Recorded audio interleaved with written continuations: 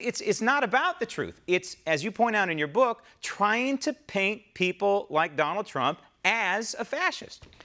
They're trying to pin the fascist tail on the Republican elephant when it belongs squarely on the Democratic donkey. They try to equate Trump with Hitler.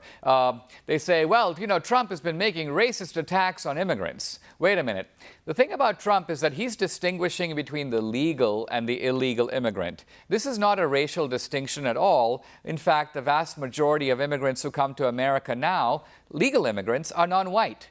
They come from Asia, from Africa, from South America. Trump has never said that he wants to whiten American immigration, that he wants more people to come from Australia and Canada and fewer to come from, say, India or Barbados. So the whole idea that Trump is trying to make some sort of a racial agenda, completely false. Okay, I want to go to page 130 of your book where you talk about the link between fascism, Nazism, and the Democrats in this country. This is under the chapter titled The Original Racists.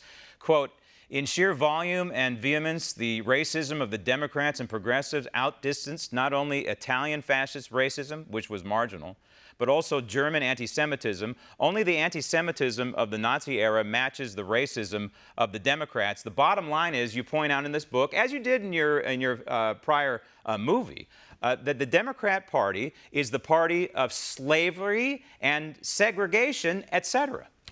Yeah, consider the Ku Klux Klan. The left is now focusing on a handful of ragtag Ku Klux Klansmen. Now, the Klan today could barely mobilize a few dozen guys to march. If the Klan marches anywhere in the country now, there will be protesters who outnumber the Klan 10-1.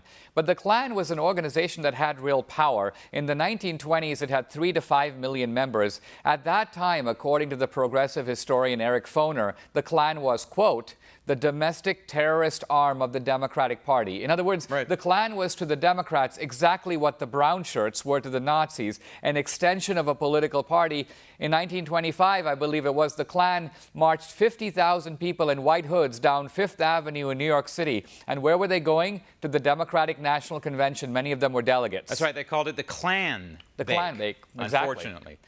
You also talk about the politics of intimidation, which really the left has mastered, again, under the guise of fighting fascism with fascism. And wouldn't you agree that Barack Obama really was the intimidator in chief during his 8 years in the White House? Well, I had personal experience of this in which Obama's Justice Department and it's unleashed a volley of FBI agents and a whole bunch of guys. You feel the full power of the federal government going after you. Why? Because I made a movie critical of Obama. So with Obama, we saw a nasty turn in Democratic politics in which the arms of the state, the FBI, the CIA, the Justice Department, are mobilized against the political opposition. If that's not fascism, I don't know what is. Mainstream media, Media Matters, and George Soros, they're all joining together to try and not only take down Donald Trump, but to take us away from our representative republic.